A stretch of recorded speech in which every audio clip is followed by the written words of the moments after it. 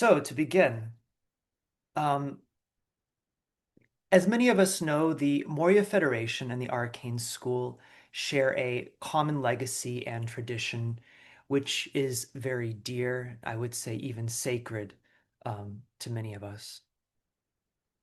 These bonds are rooted, of course, in a shared doctrine and conceptual framework, and also many shared objectives. How powerful, how unifying, for instance, every Thursday our shared pledge that we dedicate all we have, all we are, to preparation for the reappearance of the Christ, and that we have no other life intention. There is little more that need be said about the mighty power of a brotherhood which is forged along those lines.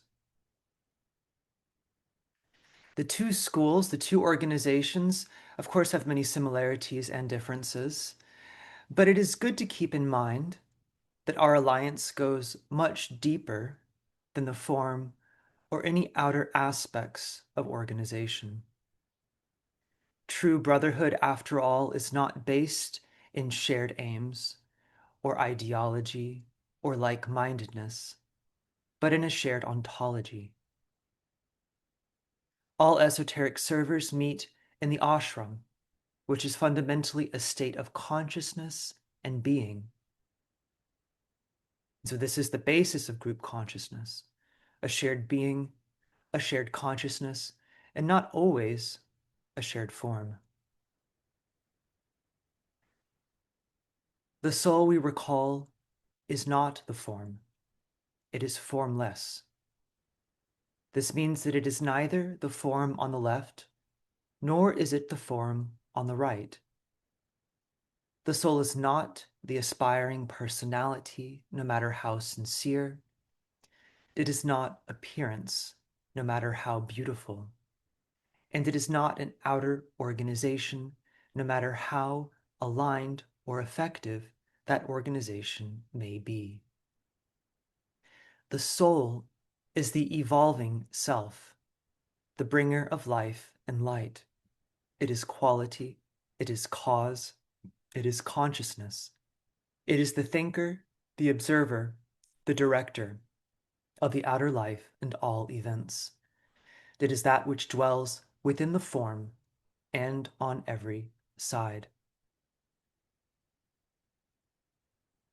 Because soul consciousness is group consciousness, group also must be understood within the context of this second or formless aspect.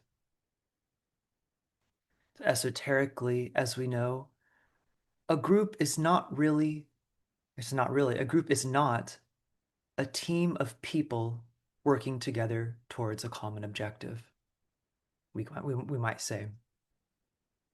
A group esoterically is, however, a collection of souls organized to bring about certain changes in consciousness.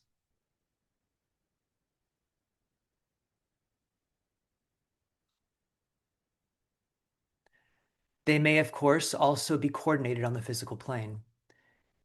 Triangles is a perfect example of group work. The new group of world servers is another. And the ashram itself is also a group, and we are told awaits penetration by all who are willing and able to make contact. Every group has behind it a life or will which sustains the life units of the group and relationship. The nature and purpose of a group cannot be understood apart from this organizing life whose force pours through and conditions each unit in their work. And so just as the soul learns to say, I am the life to these my lives, so also is there a greater life for whom we as souls are the lesser lives. And so this divine prerogative is the true life of every esoteric group. We could say it's the true governing life of every esoteric group. And so group work, because it is esoteric work, is always evolved from above and not built up from below, right? And so as esoteric workers, we aim always to polarize ourselves and to orient our work from within this higher will or life to the extent we can.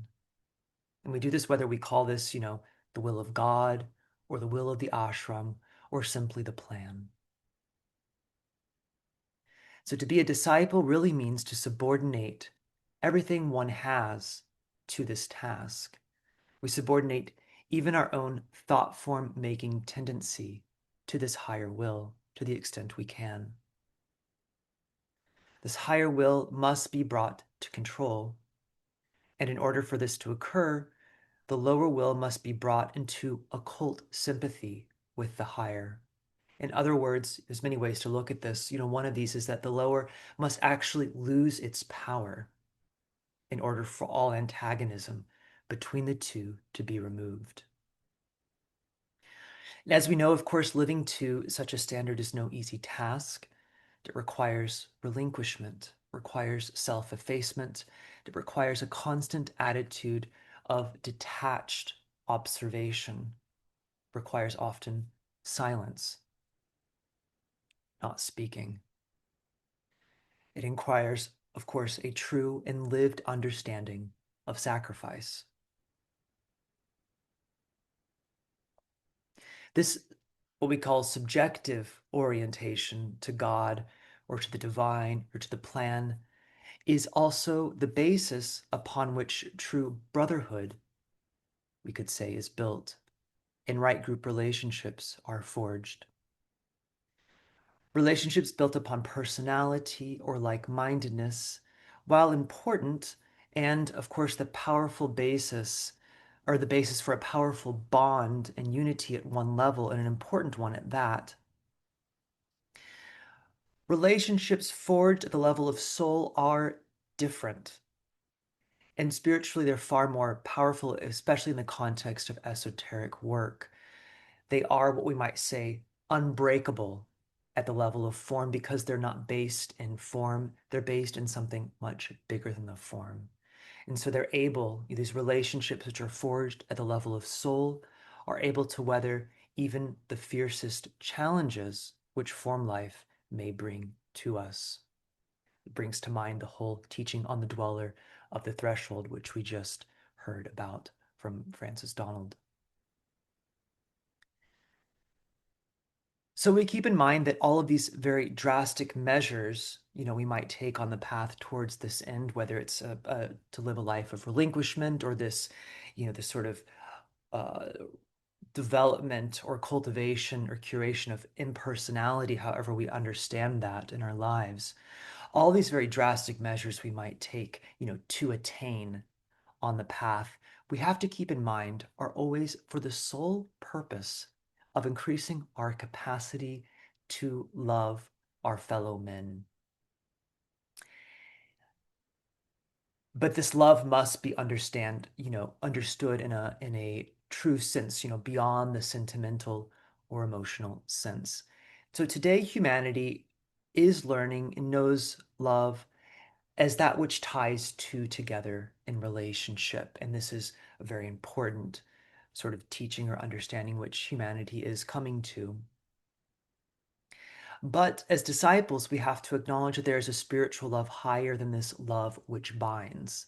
There's a love which is actually detached, and there's a love which, through this detachment, actually severs the ties and bonds, of course, of the wrong type. This is a love which is only discovered really through sacrifice. And its practice is what inevitably brings the soul into its fullest operation. Keep in mind also, brings to mind also all the Tibetans' teachings on isolated unity and of, all the many paradoxes that we encounter in this teaching. Love which unites, but also a love in a way which breaks in order to unify at a higher turn of the spiral. And so to truly work and love and be in the world as the soul, basically as the great resolver of paradox, one of the names of the soul, we know this is no easy task, of course. It requires far more from us than simply the desire or the aspiration to do so. Aspiration to live as the soul is not actually soul living. Maybe it's the beginning of soul living or the beginning of the path to soul living. Likewise, aspiration to relinquish or to sacrifice is not actually relinquishment. It's not actually sacrifice. Likewise, aspiration to serve is not actually service. Aspiration to contact the higher world and to work within the will of God also is not this higher work. And so aspiration is essentially individual desire, and it, along with everything that the lower self has or possesses or is, must eventually be transferred out of the personal and into the universal, and all this for the higher good. Even concern for one's own spiritual progress must eventually be forgotten in the needs of the plan, the needs of humanity. Of course, also then discovered again as simply the means to increase one's contribution to this higher work. And so on the path, we find that aspiration is gradually replaced with a sense of duty, which eventually is replaced with that which we call the will, or identification with the plan, which then governs the life. Not my will, but thine be done is therefore a very appropriate affirmation for every pledged disciple. But for this affirmation to be made a fact, for it to be made more than an aspiration, it must actually be affirmed through experience and application in the daily life. The path itself, we know, is forged and discovered always within the ordinary and the mundane. And it is here that one learns what we call, the joy of the soul through daily living. But we keep in mind that this joy is not based on the joys, of the flesh. It is a joy only when one has cast off all the burdens of selfishness, all that weight of selfishness, and learned practically what it means to live not by bread alone, but by every word that comes from the mouth of God, to quote the Christian Bible. So the ability to replace the personal will with the universal is a necessary safeguard in all occult work of a group nature, right? So most, if not all, of the potential disasters that are incident to group work can be traced to some instance where the personal will of some group member or leader takes precedent over the work which the group has been organized to carry forward.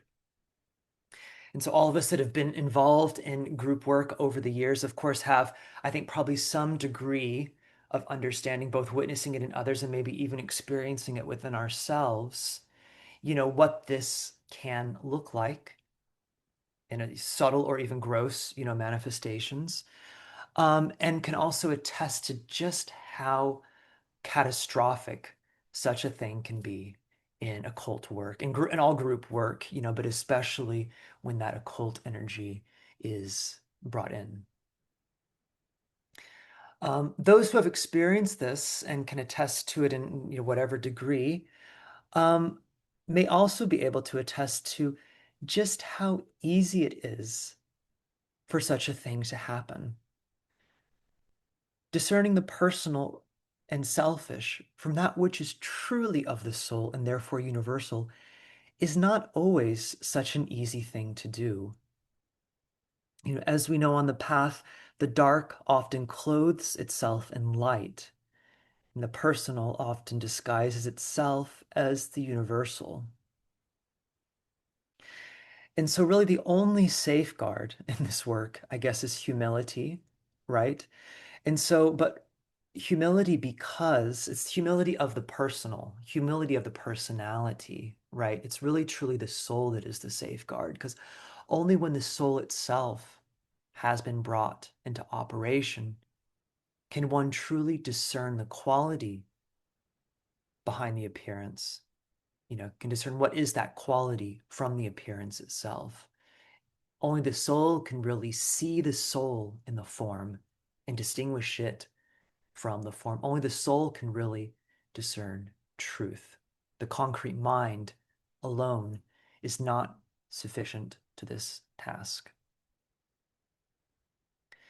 And so in this regard, we keep in mind also that but a cobweb thread, this is Blavatsky, a cobweb thread separates the right from the left-hand paths, right?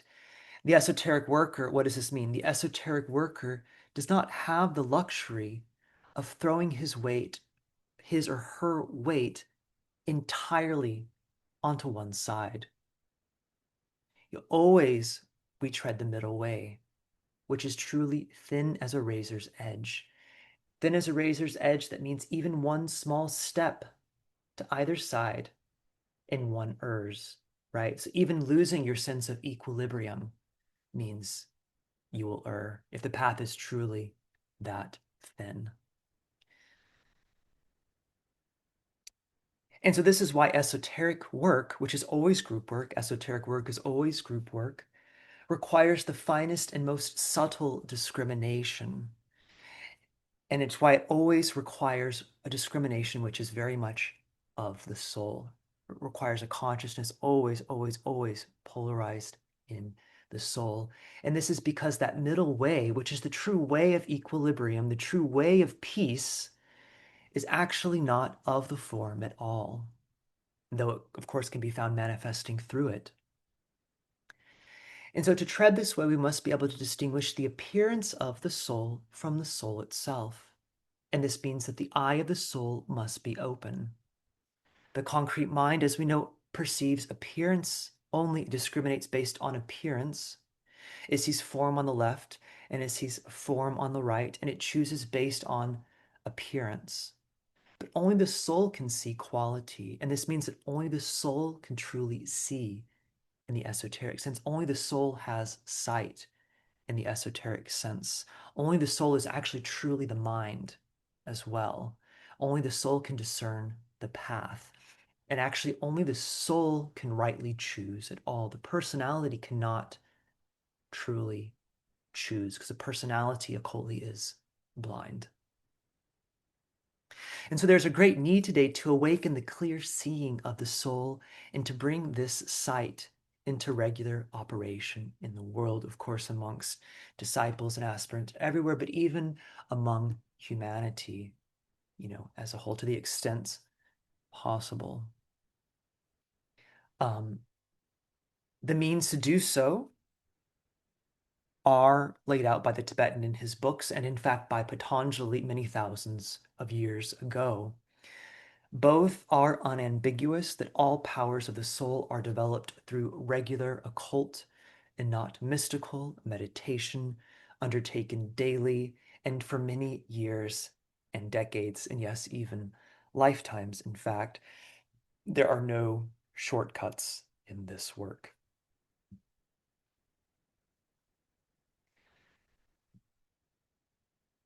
So the development of the perception of the soul can be understood in a variety of different ways throughout the teachings, right? It can be understood on one hand as what the Tibetan refers to as subjective recognition, when referring to those things sort of the higher worlds, um, a sort of understanding through, directly through attaining a state of consciousness, right? On the other hand, there's also what he calls esoteric knowledge, right? Perception of the soul, esoteric knowledge, which deals with, we could say, the inner or subtle nature of the operation of spirit or soul in the worlds of form.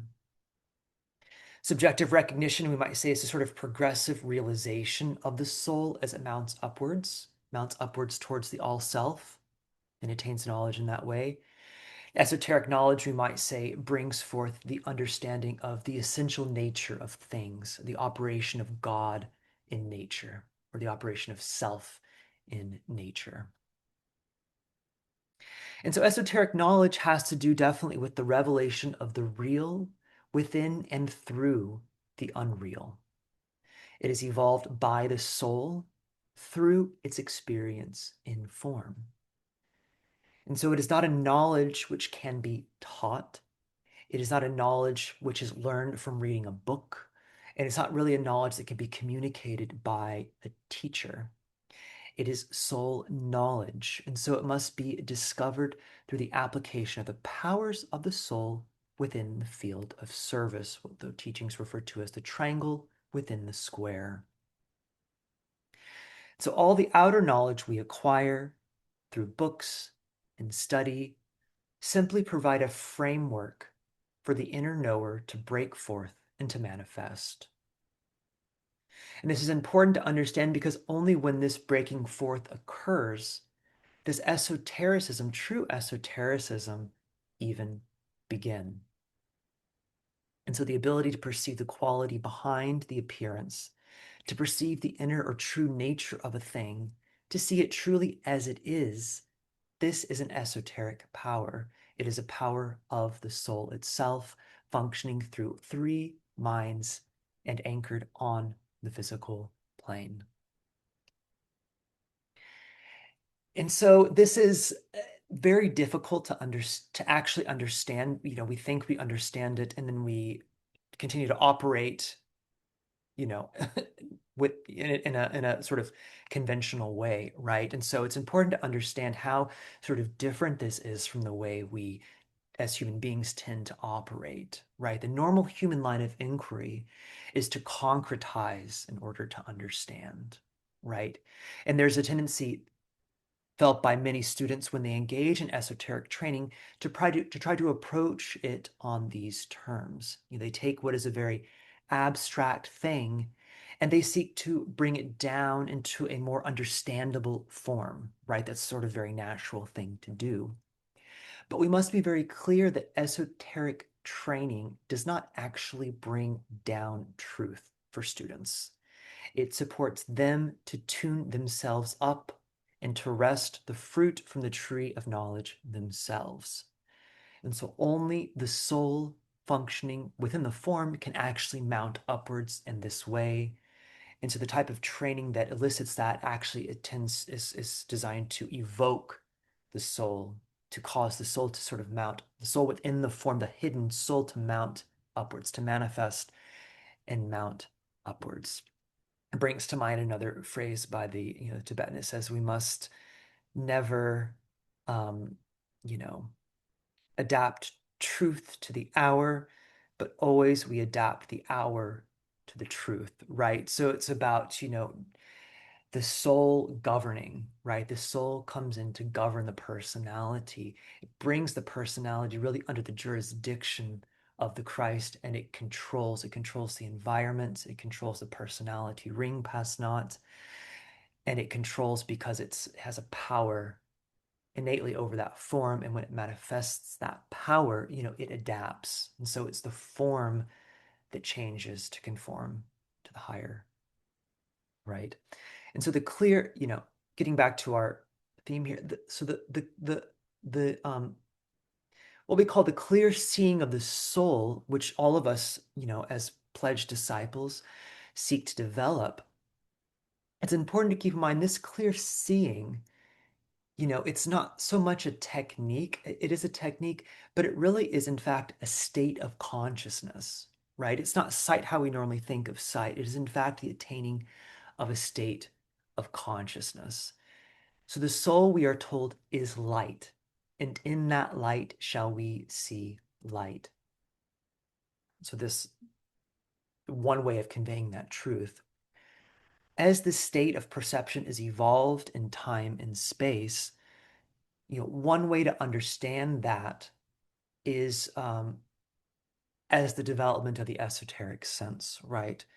One way of us understanding what is that clear seeing, that perception of the soul is as the esoteric sense. The Tibetan writes that the esoteric sense is essentially, quote, the power to live and to function subjectively, the power to possess a constant inner contact with the soul and the world of soul, and for this contact to work out subjectively through love actively shown, through wisdom steadily outpoured, and through that capacity to include and to identify oneself with all that breathes and feels, end quote.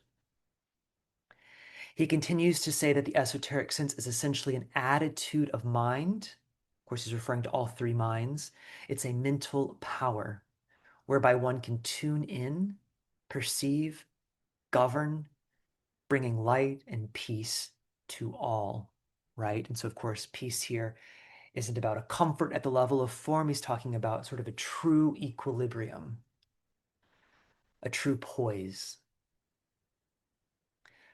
More importantly,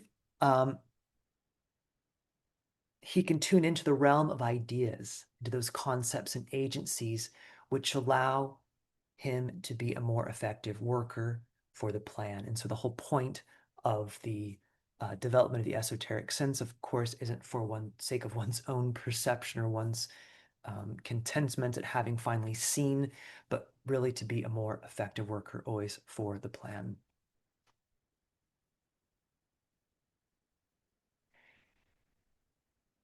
So as we're all very much aware, I'm sure, today all esoteric workers and of course humanity as a whole, we're entering a time of incredible testing and trial.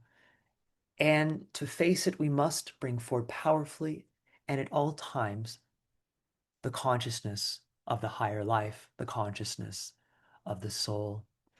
And this we must do with unfailing faith in the almighty power of the soul over all distortions of form, even and especially in the face of much suffering and death and apparent chaos we may or may not see in the world.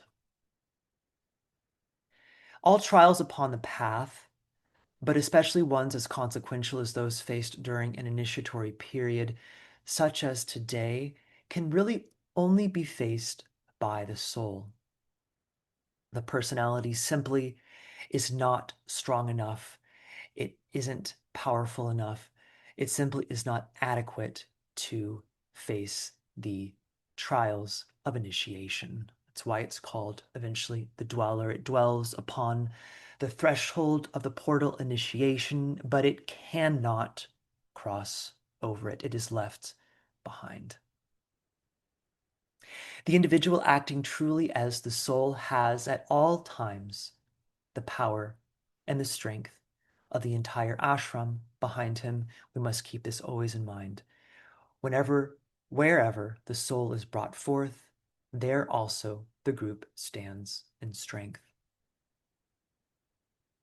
The Tibetan emphasizes throughout his instructions that the hierarchy care absolutely nothing about the form.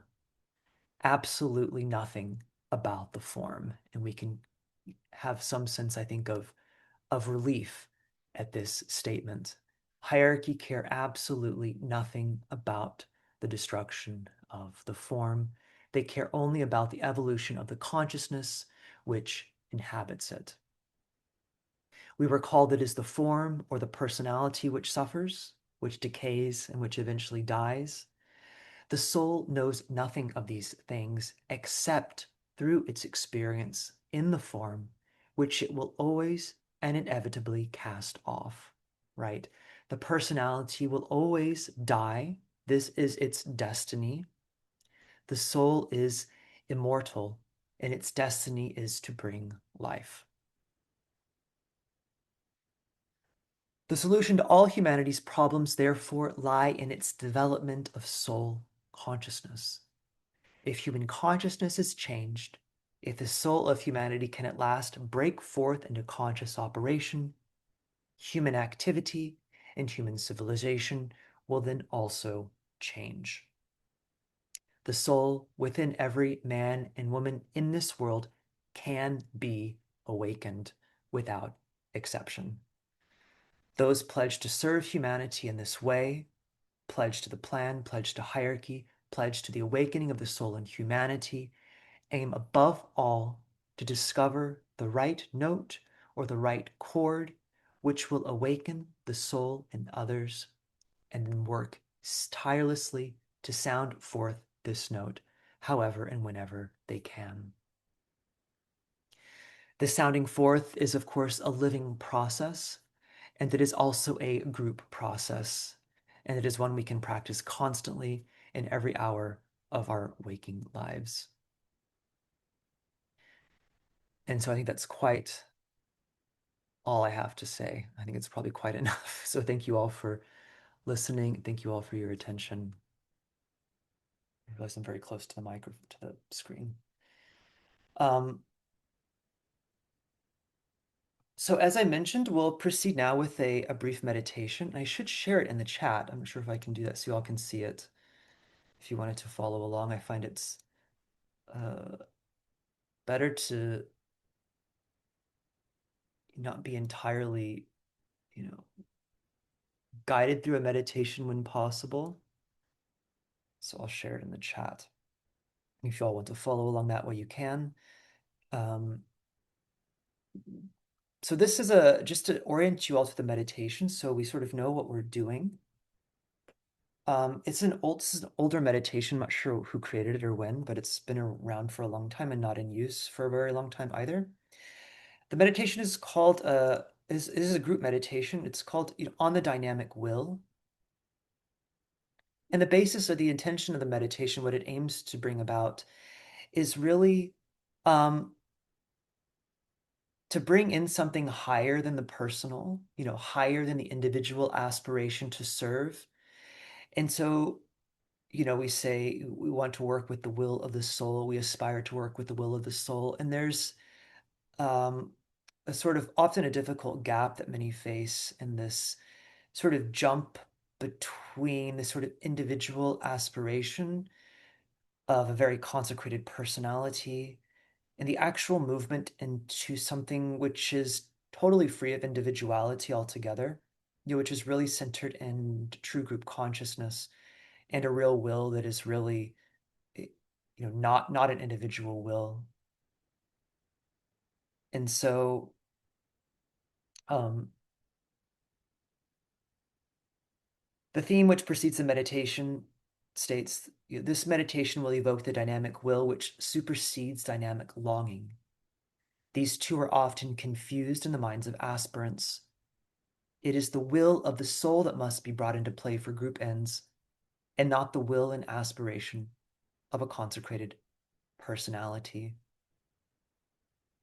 And so this meditation will take us through a brief alignment, and then it will then take us through a visualization, which will, uh, you know, I won't describe it too much. I think if you want to read along, you can, view the transcript that I sent. So I think without further ado, we'll just go ahead and start. So I'll restate the theme one more time before we get started.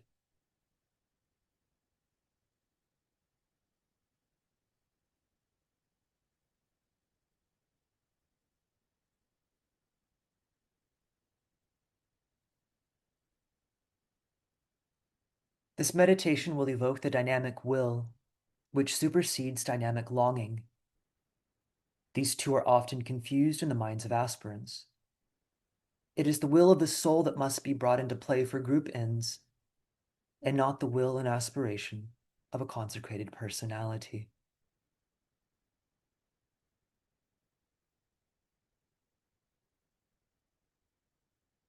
So we begin with an alignment. We raise the consciousness to the head, gathering there at the same time the heart force.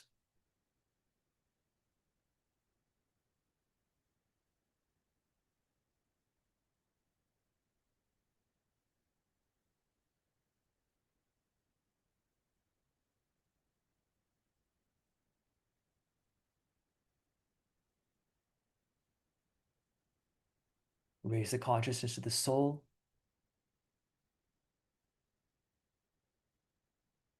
and to the group of all souls.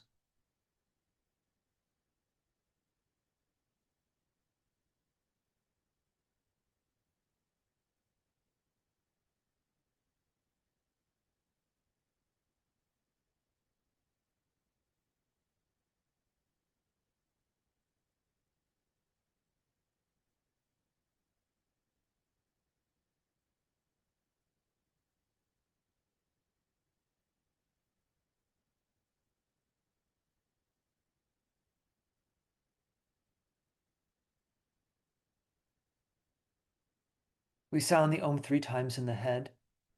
And as you exhale, see the energy generated pouring through the heart center of your coworkers and through them out into the world.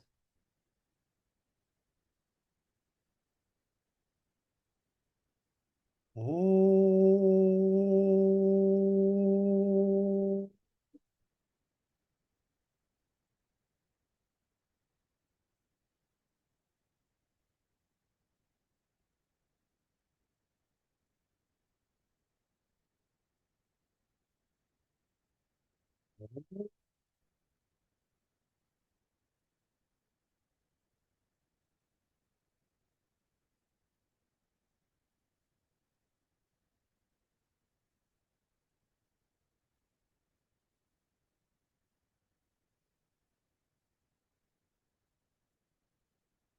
Oh.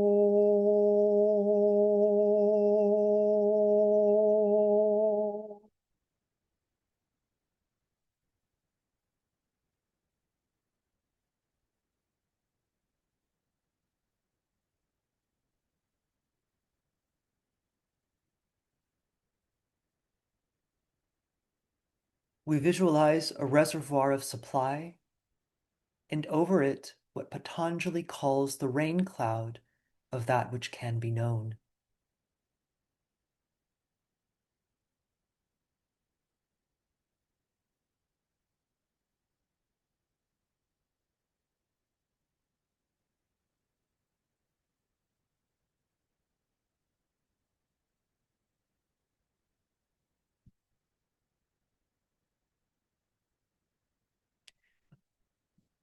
Picture yourselves as separated from this reservoir by a desert, and realize that the supply must come to you like a river, and that you have not to go to it.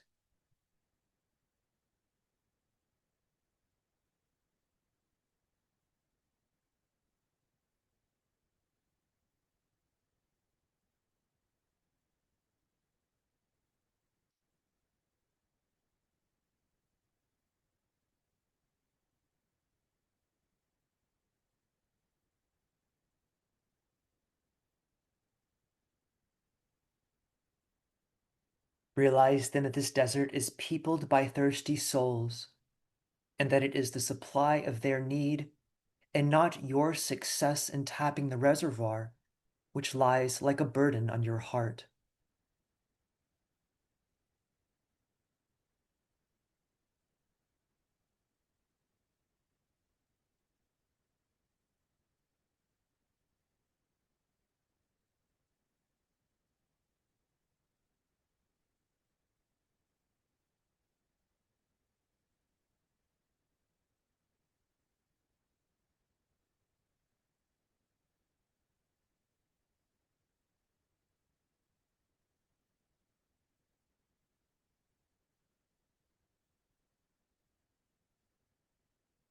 As you realize this world need and lose sight of what you as an individual have to do, you should see emerging from the reservoir a trickle or a thread of the needed supply.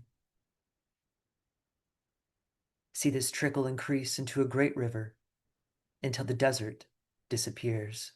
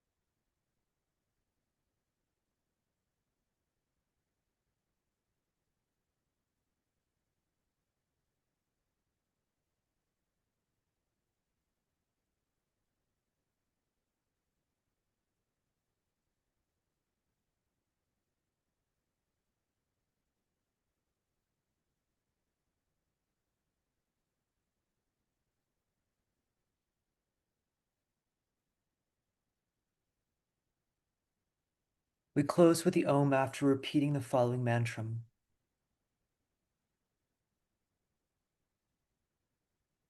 The supply I touch and am, that supply I give. The central light I reach, so oft I pass along the lighted way to those who need the light. I seek to walk the ways of men as light and love and power. My strength and power comes from the secret place, and much I know. I live for others and must learn to lose myself in them.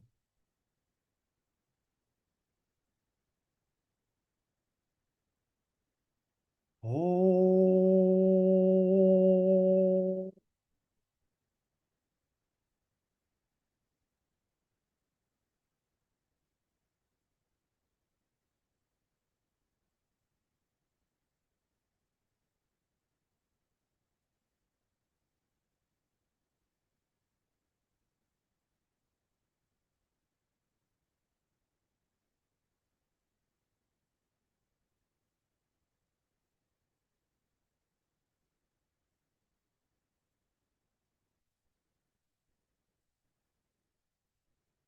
Thank you, everyone. And I just realized I mis um, estimated the time, and actually, I don't think we have any time left for discussion. So I apologize for that. Perhaps you could just post the I think I had the times wrong in my head, but um, so you all could just maybe if you do have anything, I'm sure you could put it in the chat. You know, Michael, it Yeah. always happens. So Yeah. we can have one question if there is anybody who would like to uh, question or comment. That much we have time, I guess. So yes, it's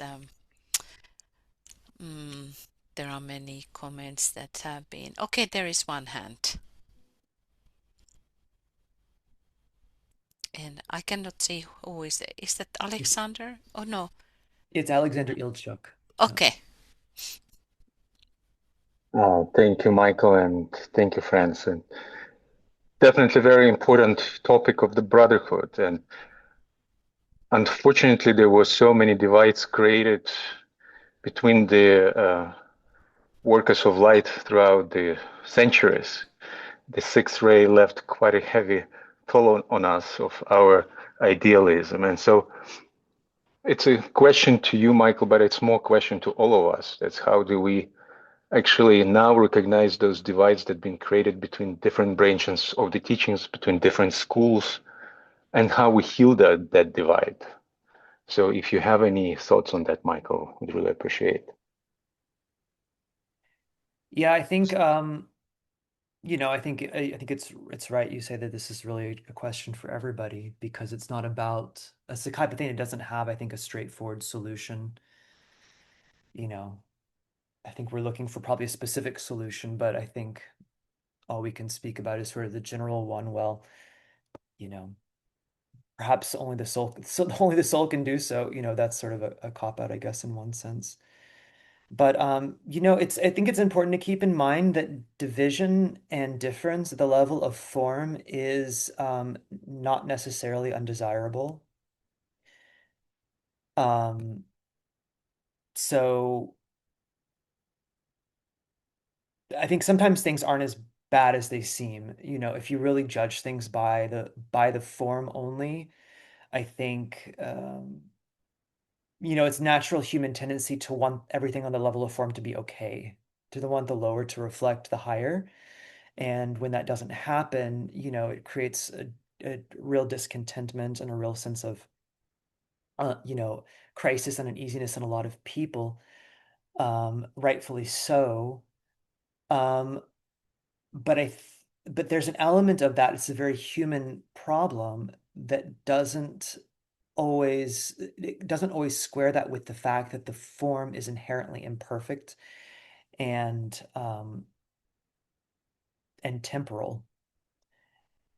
And that sometimes part of the redemptive process of the form is for it to fade away and then to be made anew, right? And so that's sort of why that's sort of just the nature of form, you know.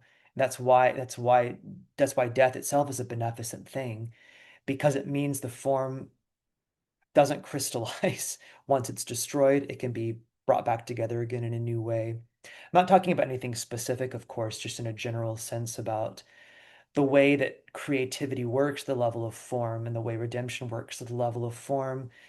You know, always that does involve a destructive process. That's sort of right and good. And so we have to, I think take that into account. I think there's only unity is ever going to be found is on a higher level than that of form. So um, paradoxically, the form probably will be adjusted once that higher unity is found. But I think if we try to make the forms align, just going to get probably maybe not, maybe be a bit of a distraction. I don't know. But that's just my own thoughts. There's, of course, many other ways to look at that.